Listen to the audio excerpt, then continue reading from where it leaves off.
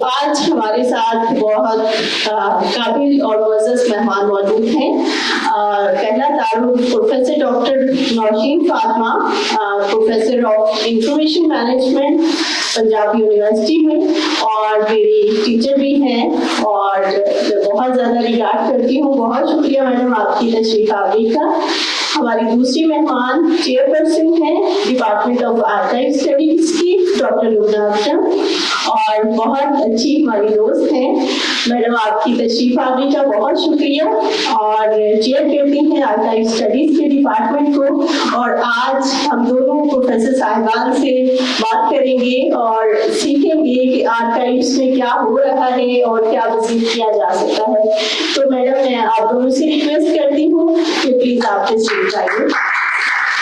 बहुत शुक्रिया जी। क्योंकि पहले तो मैं आप सबकी बहुत शुक्रगुजार हूँ, आपने टाइम निकाला मैडम रेहाना की कि ये इन्होंने इवेंट ऑर्गेनाइज़ किया। और इसकी थोड़ी सी बैकग्राउंड पहले जो मैडम ने आपको बताई कि इंटरनेशनल काउंसिल ऑन आर्काइव्स एक इंटरनेशनल ऑर्गेनाइजेशन है जो आर्काइव्स पे और मैन्यूस्क्रिप्ट्स पे काम करती है और ये यूरोपियन बेस्ड है। और ये जो पूरा वीक है 9 to 13 जून, इन्होंने इस साल का जो इनका थीम था archives for everyone, archives are accessible और आर्काइव्स फॉर एवरीवन। तो इसमें बेसिक ये था कि हम समझते हैं कि आर्काइव सिर्फ प्रिजर्व करने के लिए, इस साल के थीम में प्रिजर्वेशन के साथ साथ एक्सेसिबिलिटी के इश्यूज़ को भी फोकस किया गया कि लोगों तक पहुँचे। तो अब मैडम के मैं क्वेश्चन की तरफ आती हूँ कि आर्काइव्स क्या हैं। आर्काइव्स बच्चे सिंपल वर्ड में जो वर्ड प्रिजर्विंग हैं, आपके पास्ट और फ्यूचर को कनेक्ट करती हैं चीज़ें। वो नॉट नेसेसरली कोई मैन्युस्क्रिप्ट या कोई पेपर है, वो बॉर्न डिजिटल आजकल बहुत सारे चीज़ें हैं जो में बहुत बड़ा एक इशू फेस करना पड़ रहा है।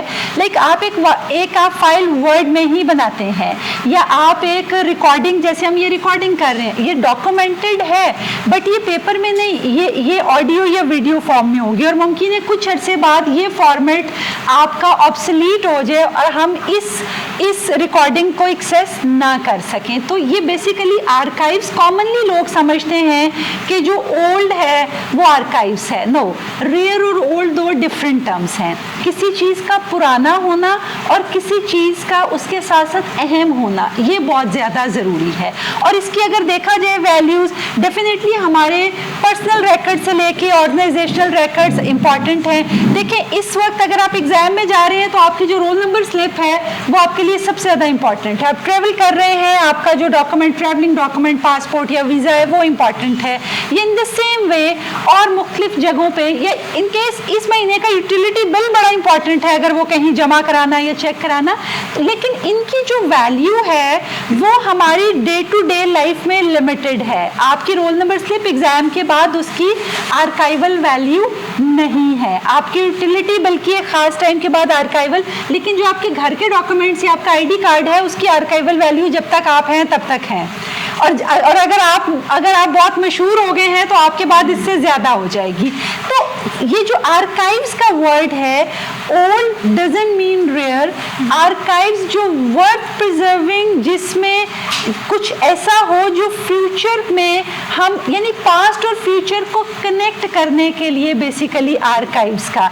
और जो हमारा काम है, हम क्योंकि मोस्टली लाइब्रेरी साइंस के बैकग्राउंड से हैं तो हम बहुत सारे कॉन्सेप्ट को मिक्सअप कर देते हैं। यानी हम जब आर्काइव्स की पहली क्लास पढ़ाते हैं ना, तो हम पहले दिन जो उनको बताते हैं ना, वो difference between libraries and archives के, इसमें क्या क्या फ़र्क है। मैडम आपके क्वेश्चन का दूसरा पार्ट क्या था?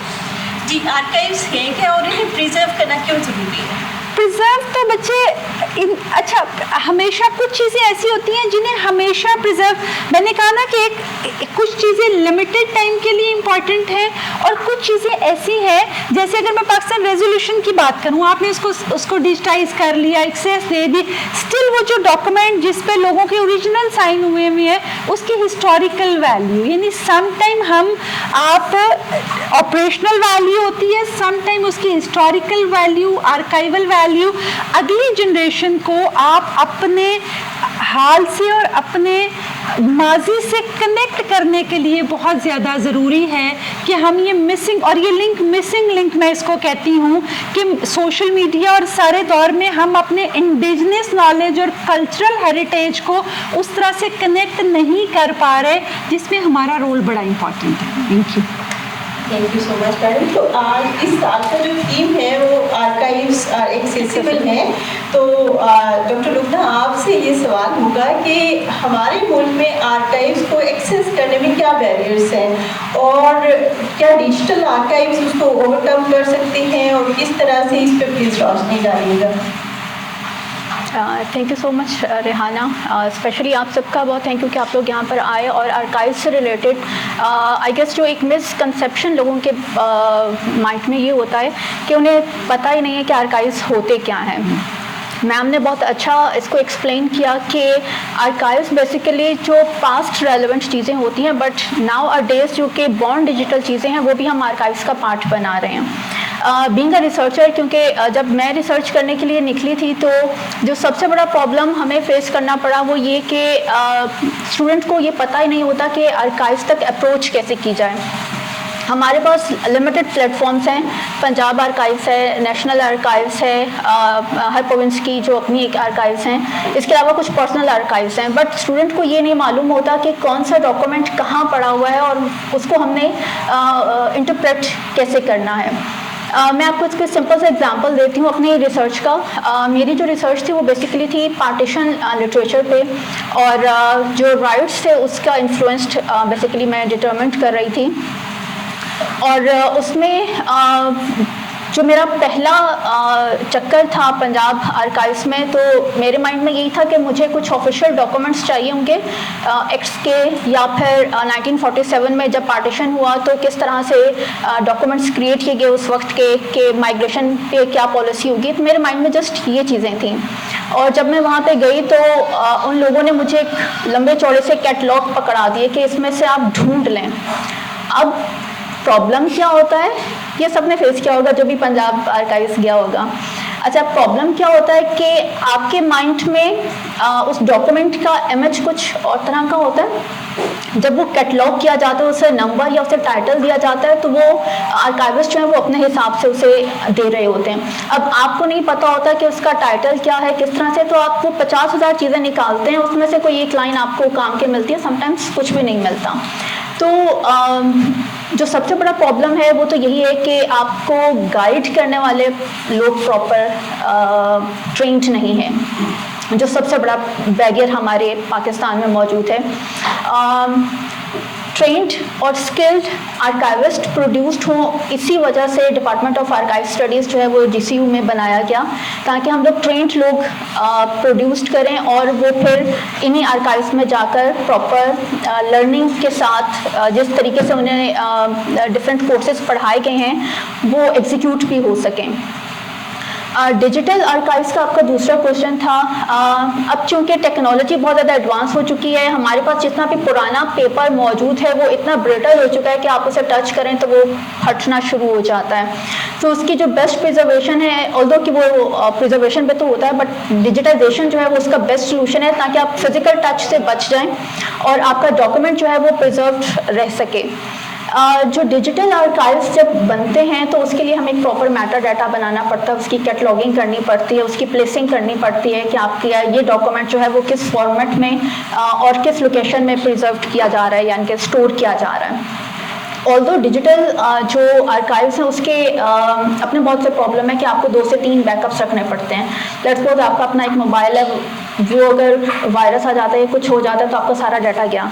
अब आप ढूंढते हैं कि वो तस्वीरें अब हम कहाँ से वापस लें या वो डॉक्यूमेंट्स हम कहाँ से वापस लें, तो उसके लिए बैकअप बहुत ज़रूरी है। और चूंकि ये ऑफिशियल डॉक्यूमेंट्स होते हैं, इंपॉर्टेंट डॉक्यूमेंट्स होते हैं, तो इसके पर हमें 2 से 3 बैकअप्स जो है वो रखने पड़ते हैं।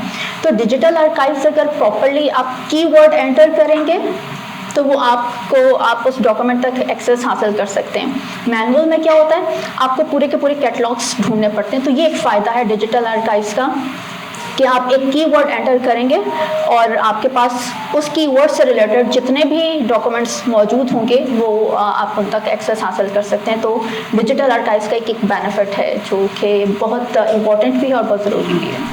मैडम आजकल का दौर डिजिटल दौर है, सारी दुनिया डिजिटाइजेशन की तरफ चल रही है और आर्काइव्स को भी डिजिटाइज किया जा रहा है। तो क्या हमारे मुल्क में नेशनल लेवल पे कोई ऐसी पॉलिसी या फ्रेमवर्क मौजूद है जो डिजिटाइजेशन के काम को गाइड कर सके? बहुत शुक्रिया, ये बड़ा रेलिवेंट क्वेश्चन है, लेकिन मैं थोड़ा सा इसमें ना मैं हमेशा कहती हूँ कि hybrid approach is the best approach. 100% digitization या scanning is not the solution of everything, but इसका ये मतलब नहीं कि मैं खिलाफ हूँ किसी तरह से भी जदीद टेक्नोलॉजी और इन सब चीज़ों की। मैं इसमें सिर्फ एक चीज़ कहती हूँ कि जहाँ तक पॉलिसी की बात है, कोई लीगल फ्रेमवर्क या पॉलिसी कॉम्प्रिहेंसिवली एग्जिस्ट नहीं करती, और जो चीज़ें एग्जिस्ट करती हैं वो फ्रेगमेंटेड हैं। बस मैडम ने नेशनल आर्काइव्स का या पंजाब आर्काइव्स का जिक्र किया, they are doing good job, but उनमें अगर आप देखें पंजाब आर्काइव्स ने कुछ कॉलोनियल जो डॉक्यूमेंट्स थे उनको अगर डिजिटाइज किया, वो फ्रेगमेंटेड हैं। पंजाब यूनिवर्सिटी कर रही है, एफसी कॉलेज, चुगताई लाइब्रेरी, हर कोई अपने अपने आप समझे आइलैंड पे या अपने अपने सेलर्स में काम कर रहा है। प्रॉब्लम ये है बच्चे, अगर मैं ये कहूँ ना इंटरनेशनल स्टैंडर्ड्स हैं, बिल्कुल इंटरनेशनल स्टैंडर्ड्स गाइडलाइंस हैं, इमेज की क्वालिटी के लिए गाइडलाइंस हैं, साउंड क्वालिटी के लिए गाइडलाइंस हैं, आपके मेटा डाटा के लिए, एवरीथिंग इज़ अवेलेबल। इस वक्त जो चीज़ें और डिफरेंट जगहों पे इनिशिएटिव्स भी लिए जा रहे हैं, जो जहाँ हम लैक करते हैं ना, that is coordinated effort. There should be an institute, like कुछ भी उसका नाम आप डिजिटल हेरिटेज या समथिंग, जिसका काम हो रूल्स एंड रेगुलेशन बनाना। मेरे पास अगर 10 मैन्युस्क्रिप्ट्स हैं और आपके पास 1 मिलियन हैं, सबके लिए स्टैंडर्ड हो कि किस तरह से काम करना है। उसकी वजह आप कहेंगे जी स्टैंडर्ड्स तो इंटरनेशनली बहुत बने हुए हैं। बच्चे, हमारा जो कल्चर, हमारा हेरिटेज, हमारा एनवायरनमेंट, आपको पता है कि ये सबसे बड़ी जो आर्काइव्स का इशू है वो इसकी यूनिकनेस है। इशू मैं इसलिए कह रही हूँ, यही इसकी सबसे बड़ी करेक्टरिस्टिक है, लेकिन इशू इसलिए कह रही हूँ बच्चे, हमारी वेदर कंडीशन देखें, हम 50 पे भी जिंदा रहे, ठीक है, अभी -2 पे भी इंशाल्लाह आपने दिसंबर जनवरी में इसी तरह एक्टिव फ्रेश काम। हमारे वेदर में इतना हार्श वेदर है, और फिर जो नमी, ड्राइनेस, ये सब चीज़ें इतनी ज़्यादा आपके रिकॉर्ड्स के लिए नुकसानदेह हैं कि मैं किसी लाइक यूरोपियन कंट्री के वेदर से रिलेटेड या एनवायरनमेंट से रिलेटेड डाटा को उठा के या इम्प्लीमेंट नहीं कर सकती। हर जगह के कुछ इंडिजिनस या लोकल बेनिफिट्स या कुछ सर्टेन कंडीशंस होती हैं जिसके अकॉर्डिंगली, जैसे आपको जो लोग लाइब्रेरी साइंस से उनको अंदाजा होगा कि हम जब कैटलॉगिंग की बात करते हैं ना, तो हम पाकिस्तानी नामों की कैटलॉग साजी डिफरेंट तरह से करते हैं। इन द सेम वे हमें अपनी कुछ लोकल रियलिटीज को देखते हुए first we need an a central body, वो गवर्नमेंट लेवल पे उसकी पैटर्नेज हो, वो नेशनल लाइब्रेरी या नेशनल आर्काइव्स कोई भी इसको ले, वो हमारे लिए स्टैंडर्ड और रिकॉर्ड उन्हीं को सामने रखते हुए कुछ रिसर्चर्स रखें उस एरिया के, वो हमें SOPs या दे कि अगर मैंने डिजिटाइज करना है। बिलीव मी, मैं बहुत सारे ऐसे प्रोजेक्ट्स को भी जानती हूँ जो बड़े अच्छे जज्बे से शुरू हुए, लेकिन सर्टेन स्टैंडर्ड या चीज़ों को ना जानते हुए स्कैन करना ऐसे ही है जैसे इस मोबाइल से मैं आपकी पिक्चर ले लेती हूँ। उसको हम इंफॉर्मेशन साइंस में कहते हैं डिजिटल होर्डिंग, यानी मैं सिर्फ जमा करती चली जा रही हूँ। मैंने उसको एक स्टैंडर्ड से, मकसद सिर्फ जमा करना नहीं, मकसद उसकी एक्सेस देना है। देखिए, हम डिजिटाइजेशन या ऑल्टरनेट मेथड्स पे इसलिए आए कि मैडम ने बात की कि हम उसको कम से कम टच करें पेपर फॉर्म में ताकि वो ख़राब ना हो। जिसको मैंने डिजिटाइज किया, अगर आप उसको भी एक्सेस नहीं कर पा रहे हैं, उसकी प्रॉपर डिस्क्रिप्शन नहीं है, उसका मेटा डाटा प्रॉपर नहीं है, उसको स्टैंडर्ड्स को, और मैं फिर कह रही हूँ कि एक सेंट्रल बॉडी हो जो सर्टेन, इवन सिर्फ इश्यूज डिजिटाइजेशन के लीगल इश्यूज बहुत ज़्यादा हैं, क्योंकि जो चीज़ अनपब्लिश्ड होती है उसके इश्यूज, कॉपीराइट के इश्यूज और बहुत सारी चीज़ें हैं। हर चीज़ डॉक्यूमेंटेड, एक प्लान्ड पॉलिसी हो, ताकि अगर आज मैं चाहती हूँ ना कि मेरे इदारे में कुछ ऐसे डॉक्यूमेंट है मैंने स्कैन करने हैं, तो मेरे सामने हो कि मिडिल लेवल पे ये, स्मॉल लेवल पे ले, और फिर वो जो ऑर्गेनाइजेशन हो या जो सेंट्रल बॉडी, वो आपको ट्रेंड सबसे ज़्यादा इम्पॉर्टेंट हम कहते हैं जी टेक्नोलॉजी, बच्चे technology infrastructure is there, but एक बहुत ज़बरदस्त आपने इंफ्रास्ट्रक्चर बना दिया है, या बहुत क्लास की गाड़ी लेते हैं, मुझे ड्राइव नहीं करनी आती तो मैं उस गाड़ी से फ़ायदा नहीं उठा सकती। तो थोड़े से हमें अपने लोकल रियलिटीज़ और चीज़ों को देख के बैलेंस वे में चलने की ज़रूरत है। लेकिन इसमें मैं अप्रिशिएट जिस चीज़ को करती हूँ कि इतने हार्श वेदर में भी आप सारे एक्टिव फंक्शनल जैसे हम होते हैं, इन द सेम वे इतने कम रिसोर्सेज में, इतनी कम ट्रेनिंग के साथ बहुत सारे लोग एक्सीलेंट जॉब परफॉर्म कर रहे हैं, मिनिमम रिसोर्सेज में कर रहे हैं। सिर्फ ज़रूरत है कि एक स्टैंडर्ड, और फिर ट्रायल एंड एरर पे, यानी मैंने कर लिया ठीक हो गया तो आपको बेस्ट प्रैक्टिस बन गई, नहीं तो लेसन लर्न तो हम सारे लिए ही बैठे हैं, ठीक है। तो एक बॉडी हो जो सिर्फ मुझे अगर ट्रेनिंग की ज़रूरत है मुझे ट्रेनिंग दे दे, मुझे इंफ्रास्ट्रक्चर की ज़रूरत है उसमें गाइड कर दे, मुझे कम से कम स्टैंडर्ड्स बना दे कि मैंने क्या क्या, किस इमेज की क्वालिटी कैसी होनी चाहिए, मेटा डाटा में बेसिक कौन से फील्ड हैं जो एटलीस्ट मिनिमम, क्योंकि अल्टीमेटली ये जो सारा काम हम कर रहे हैं ना बिट्स में, अल्टीमेटली इसको सेंट्रलाइज एक जगह पे अवेलेबल, जिसे हम कहते हैं ना फेडरेटेड सर्च इंजन, फेडरेटेड या कनेक्टिवली। बाकी थैंक यू, बाकी तो हमारे प्रॉब्लम्स चीज़ें चलती ही रहेंगी, लेकिन ये मेन बिल्कुल सही कहा मैडम कि उसको जस्ट कैप्चर कर देना ही डिजिटाइजेशन नहीं है। लोग इसको मिसकंसेप्शन है ना, मिसकंसेप्शन है। हमारे होल डिजिटाइजेशन प्रोसेस में जो सबसे आसान काम है वो स्कैनिंग है, बिल्कुल ठीक, स्कैनिंग करके रख दी जाए। अच्छा, और ये ड्रॉबैक भी बहुत ज़्यादा, अगर हम गवर्नमेंट सेक्टर के कुछ अदारों में देखते हैं ये प्रैक्टिस रही है कि स्कैन करके मटेरियल रखा, पूरा फोकस स्कैनिंग पे है, बाकी सारे प्रोसेस को भूल गए कि उसकी पोस्ट प्रोसेसिंग होनी है, उसका मेटा डाटा, एक्सेसिबिलिटी और वो सारी चीज़ें, तो फिर क्या होते हैं, प्रोजेक्ट्स कंप्लीट नहीं हो पाते। तो इसी से हम आगे बढ़ेंगे। मैडम, आप हमें गाइड कीजिएगा कि डिजिटल आर्काइव्स के लिए किस तरह का टेक्नोलॉजिकल सेटअप होना चाहिए और क्या हमारे आर्काइविस्ट ट्रेंड है इस चीज़ को करने के लिए, इसमें प्लीज़ रोशनी डालिए। मैं इसका जो आंसर है वो यहाँ से शुरू करूँगी। जैसे मैम ने कहा कि हमारे यहाँ जो डिजिटाइजेशन का मीनिंग लिया जाता है वो सिर्फ स्कैनिंग से लिया जाता है, जबकि डिजिटाइजेशन एक पूरा प्रोसेस है जिसमें डिफरेंट स्टेप्स होते हैं। जो स्कैनिंग से स्टार्ट होता है, उसके बाद उसका मेटा डाटा क्रिएट होता है। आप लोग फेमिलियर होंगे मेटा डाटा से। बेसिकली मेटा डाटा में उसकी तमाम डिस्क्रिप्शन, उसकी लोकेशन, उसका टाइटल, क्रिएशन का टाइम और वो सारा कुछ मैनेज किया जाता है, इवन कीवर्ड्स उसके एंटर किए जाते हैं। उसके बाद डिजिटाइजेशन का जो नेक्स्ट स्टेप है वो एक्सेसिबिलिटी है कि आपने उसको किसी वेबसाइट पे या किसी पोर्टल पे डालना है ताकि वो लोग उसे इस्तेमाल भी कर सकें।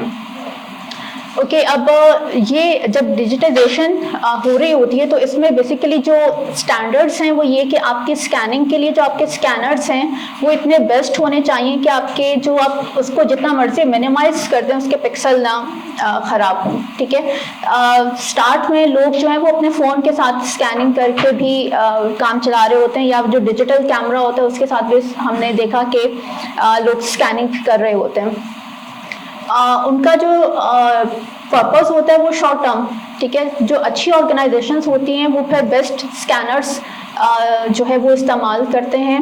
अच्छा, हमारे यहाँ ट्रेंड आर्काइविस्ट, ये हमारा सबसे बड़ा फ्लॉ है कि हमारे पास ट्रेंड आर्काइविस्ट नहीं है, बट कुछ ऐसी ऑर्गेनाइजेशंस हैं जो कि डिजिटाइजेशन के ऊपर काम कर रही हैं। तो अल्टीमेटली क्या होता है कि वो जब अपना स्टार्ट लेते हैं स्कैनिंग से, उसके बाद जब वो उसे इवेलुएट करते हैं तो उन्हें पता चलता है कि नहीं ये कुछ बेटर नहीं था, तो लर्निंग बाय डूइंग, तो आप फिर कहते हैं कि नहीं अच्छा अब हम इससे बेस्ट जो है वो उसके लेंस को या उसकी जो लाइटिंग है उसको हम कंट्रोल करें ताकि हमारे पास जो है वो उसका रिजल्ट अच्छे से अच्छा आ सके। तो पाकिस्तान में फ़िलहाल हमारे पास ऐसे आर्काइविस्ट ही मौजूद हैं जो कि खुद लर्न कर रहे हैं और उसके बाद वो उसे बेटर से बेटर प्रिजर्वेशन की तरफ लेके जा रहे हैं।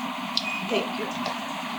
पाकिस्तान में जो स्कॉलरली लिटरेचर की हिस्ट्री है काफ़ी रिच है, बहुत सारे मैन्यूस्क्रिप्ट्स, आर्काइव्स हमारे पास फैमिली लाइब्रेरीज में मौजूद हैं, बाकी कई जगहों पे मौजूद हैं, लेकिन उनका क्या किया जाए, उनको कैसे एक्सेसिबल बनाया जाए, किस तरह से कोऑर्डिनेशन की जाए। तो आपका क्या ख्याल है डॉक्टर नौशीन साहिबा कि इस सिलसिले में हम क्या रोल प्ले कर सकते हैं कि उस सारे मटेरियल को एक्सेसिबल बनाया जा सके?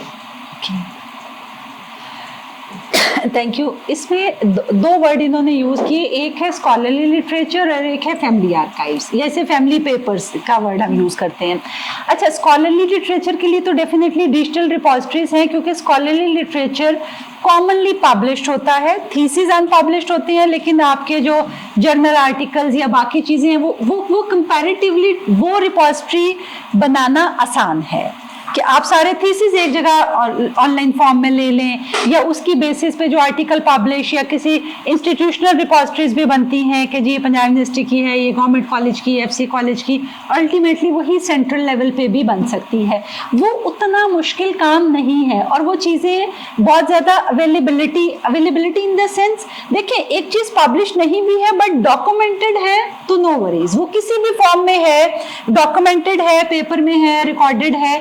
बट ये जो दूसरी वाली सिचुएशन है जिसमें इतनी रिच चीज़ें हैं, जो फैमिली पेपर्स हैं, बच्चे समटाइम्स हम जब अच्छे फैमिली पेपर्स जाके देखते हैं तो हमें अंदाज़ा होता है कि वो चीज़ें आपके नेशनल आर्काइव्स में भी नहीं हैं, वो चीज़ें आपकी गवर्नमेंट जो रेलिवेंट गवर्नमेंट के इदारे हैं उनके पास भी नहीं है, जो लोगों की पर्सनल कलेक्शन में या पर्सनल पेपर्स में से जो आपको मिलती है। अच्छा, अब उसमें एक चीज़ जो कि थोड़ा सा लम्हा फिक्रिया है कि बहुत बड़े बड़े लोग जिनके पास बहुत यूनिक रिच चीज़ें रही, उनकी फैमिलीज को अंदाज़ा नहीं होता या वो इस चीज़ को रिकग्नाइज नहीं कर पाते कि ये चीज़ें किस कदर इम्पॉर्टेंट हैं, पर्सनस के लिए नहीं, इदारों और मुल्कों के लिए वो किस कदर अहम है।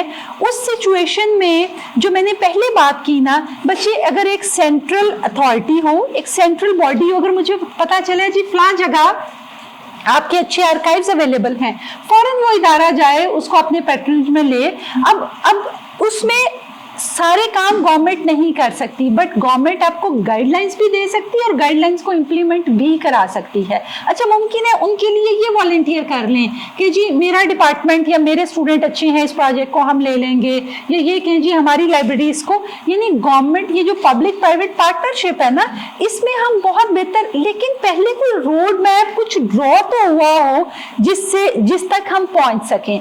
और जो बार बार हम डिजिटाइजेशन की बात कर रहे हैं, वो हमको इसको सैक्रेड चीज नहीं समझ रहे, उसका मकसद सिर्फ सस्टेनेबिलिटी, सिर्फ लॉन्गेटिविटी की बात है, जिसमें हम लंबे अरसे तक चीजों को प्रिजर्व कर सकें या सेव कर सकें। ऐसे ही है जैसे शुरू में हम फोटोकॉपी करा लेते थे कि चले ओरिजिनल को कम यूज होगा, फोटोकॉपी यूज होती रहेगी, ये खराब भी होगी तो कोई मसला नहीं। सेम डिजिटाइजेशन भी एक डुप्लीकेशन ऑफ ओरिजिनल है, और समटाइम वो ओरिजिनल का अल्टरनेट या सब्स्टिट्यूट भी नहीं होता। समटाइम आपके पास इतनी खूबसूरत किताबें, मतलब मैं लास्ट टाइम आई, इन्होंने मुझे कुछ किताबें दिखाई जिनकी बाइंडिंग्स बहुत अच्छी थी।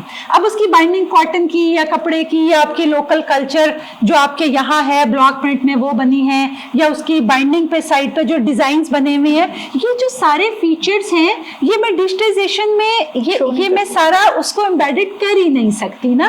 बट हम फिर भी कहते हैं कुछ ना होने से कुछ होना बेहतर है, किसी फॉर्म में कुछ हो। लेकिन मैं आपको कह रही हूँ फैमिलीज को भी अंदाजा नहीं होता कि उनके बड़े कितना रिच हेरिटेज लेके बैठे हुए थे। सम टाइम बच्चों का इंटरेस्ट नहीं होता, सम टाइम फैमिली डिस्प्यूट या इंटरेस्ट। और दूसरी चीज ये इदारों की और गवर्नमेंट की रिस्पॉन्सिबिलिटी है उन चीजों को ओन करना, क्योंकि वो चीजें पर्सनल नहीं होती, वो चीजें आपकी हिस्टोरिकल, हम जो प्रिजर्व करते हैं for the sake of preservation नहीं करते। बच्चे समटाइम्स हम आजकल, मैं सिर्फ 30 सेकेंड और लूंगी, हम मिस इन्फॉर्मेशन डिसइंफॉर्मेशन की बात करते हैं। बच्चे समटाइम रियलिटी तक पहुंचने के लिए वो डॉक्यूमेंट बड़ा इंपॉर्टेंट रोल प्ले कर रहे होते हैं, वो आपका प्राइमरी सोर्स होते हैं रिसर्च में भी और फैक्ट फाइंडिंग में। तो मेरा ख्याल है कि मिलजुल के एक पूरा अगर एक स्ट्रक्चर बन जाए, और उसमें ज्यादा पैसों की बजाय ना विजन की जरूरत है।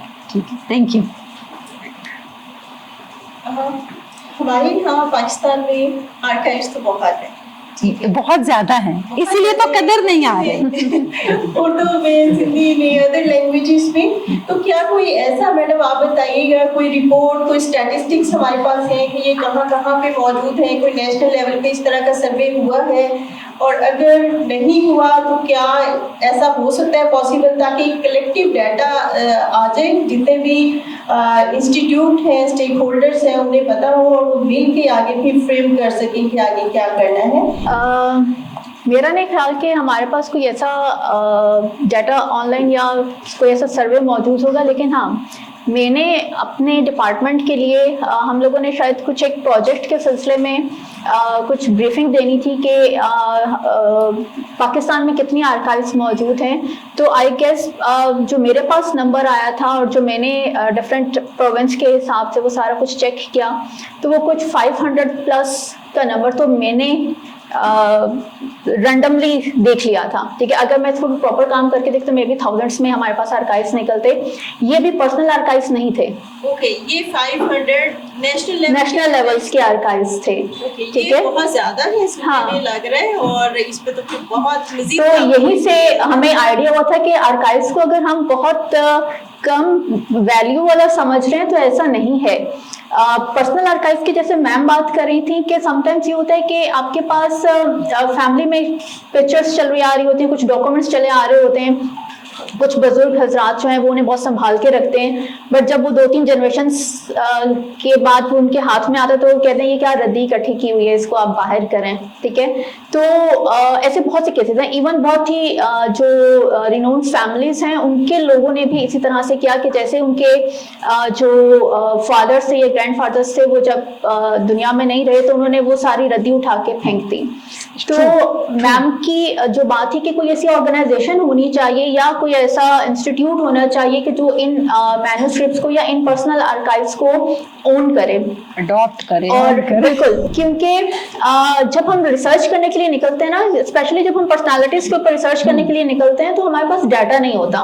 फिर हमें उन फैमिली से कांटेक्ट करना पड़ता है। समटाइम्स वो अब्रॉड होते हैं, समटाइम्स कोई उनका जो है वो गार्डियन वहाँ पे मौजूद होता है, वो कहते हैं हम परमिशन लेके आपको देखने देंगे या कुछ इस टाइप की चीजें। तो बहुत सी ऐसी प्रॉब्लम्स होती हैं। तो अगर यही आर्काइव्स अगर इवन वो डिजिटाइज करके भी हमें दे दें, ये हमें से मतलब है कोई ऐसा प्लेटफॉर्म जो कि ऑन करे इन तमाम चीज़ों को, तो एक्सेसिबिलिटी जो है ना वो इजी हो जाएगी। आपको रिसर्च करने के लिए बहुत ज़्यादा एफर्ट नहीं करनी पड़ेगी, बहुत ज़्यादा धक्के नहीं खाने पड़ेंगे।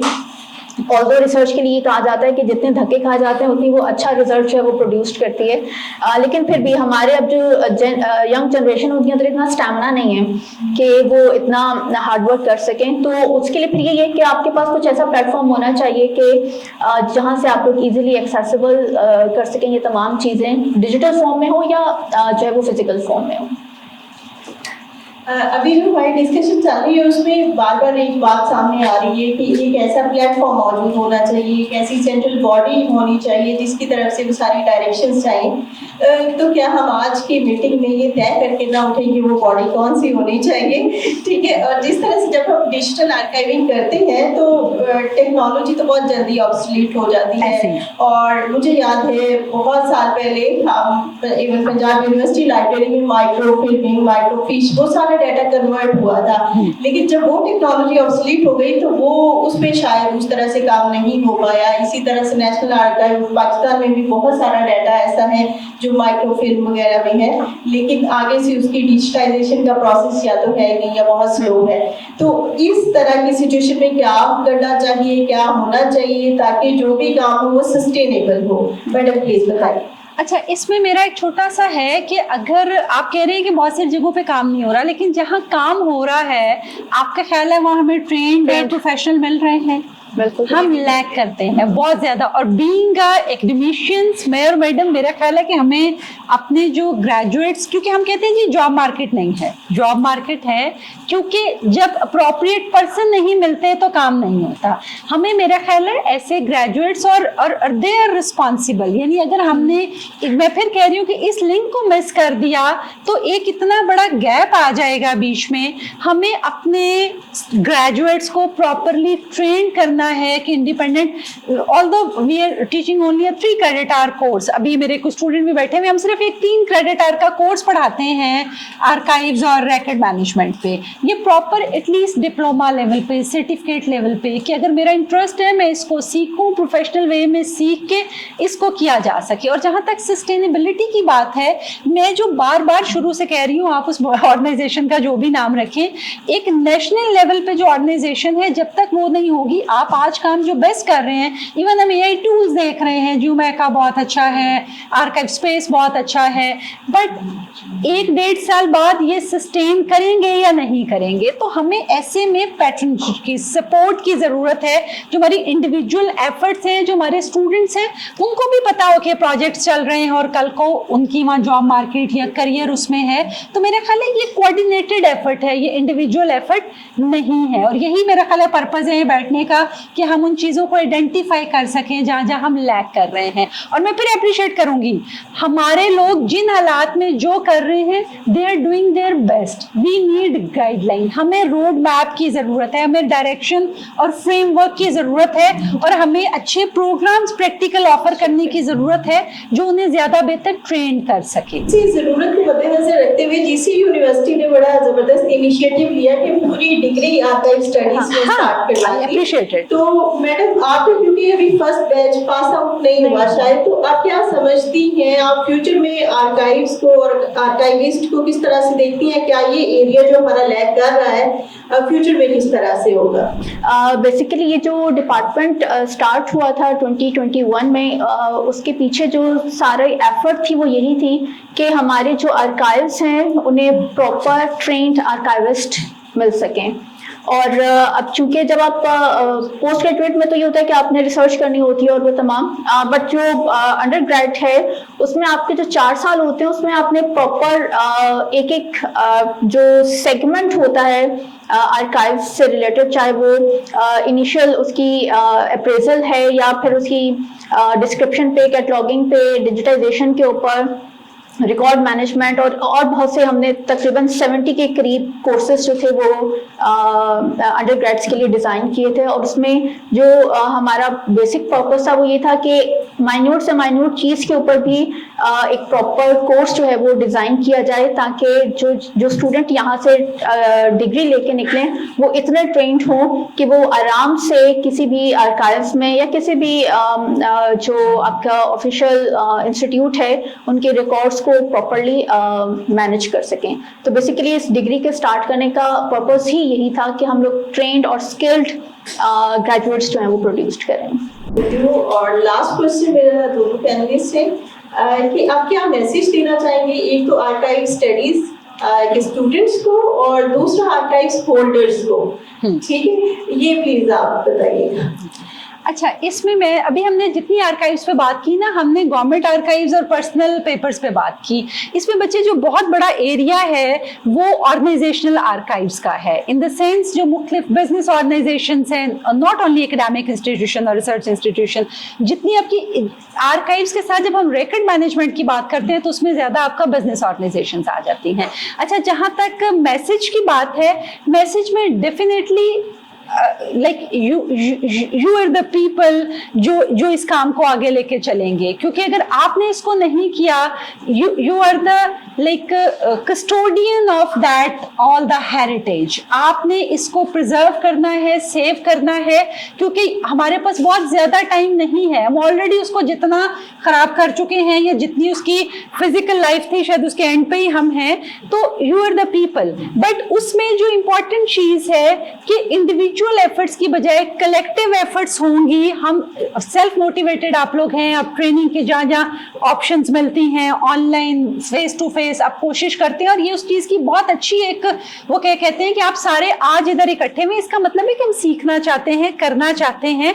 सिर्फ थोड़ी सी हमें डायरेक्शन की ज़रूरत है कि हमने किस डायरेक्शन में काम करना है। हम काम कर रहे हैं, बट अगर एक स्टैंडर्ड हमें दे दिया जाए तो हम उसके अकॉर्डिंगली काम करेंगे। और मेरा ख्याल है कि जैसे मैडम ने शुरू किया है यूनिवर्सिटी लेवल पे, इसको किसी न किसी लेवल पे डिप्लोमा, सर्टिफिकेट, लाइक कोई ना कोई डिग्री लेवल पे इसको शुरू करना चाहिए। इस फील्ड की ज़रूरत है। सो जितने भी वो स्टेक होल्डर्स हैं, जब रिसर्चर उनके पास आता है तो उनको मैक्सिमम लेवल के ऊपर उन्हें फैसिलिटेट करें।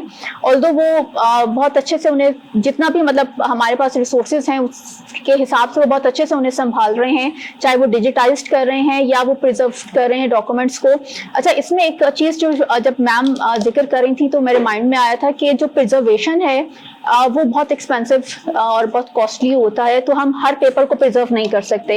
इसी तरह से हम हर पेपर को डिजिटाइज भी नहीं कर सकते। समटाइम्स ये होता है कि किसी की हिस्टोरिकल वैल्यू ज़्यादा होती है तो हम उसे डिजिटाइज कर लेते हैं, बट कुछ ऐसे पेपर्स होते हैं जो कि हमें अपने रिकॉर्ड में रखने होते हैं, बट हम उसे डिजिटाइज नहीं कर रहे होते, हम उन्हें प्रिजर्व नहीं कर रहे होते, बट उनकी हिस्टोरिकल वैल्यू को हम डिनाई भी नहीं कर रहे होते।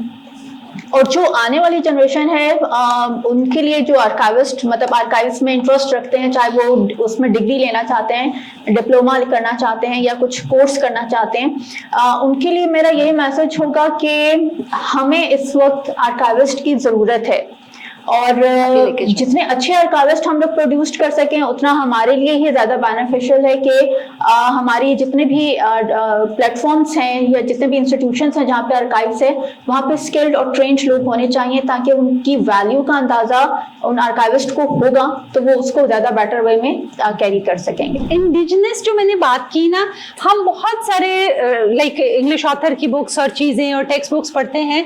मैंने पिछले दिन काम किया, उसमें था नीम के पत्ते जो हमारे इन्वायरमेंट में प्रिजर्वेशन के लिए, न्यूज़पेपर प्रिजर्वेशन पे मेरा काम था, वो सबसे ज़्यादा इंपॉर्टेंट है। नीम के दरख्त इर्द गिर्द लगाएं। बिल्कुल ठीक, थैंक यू सो मच।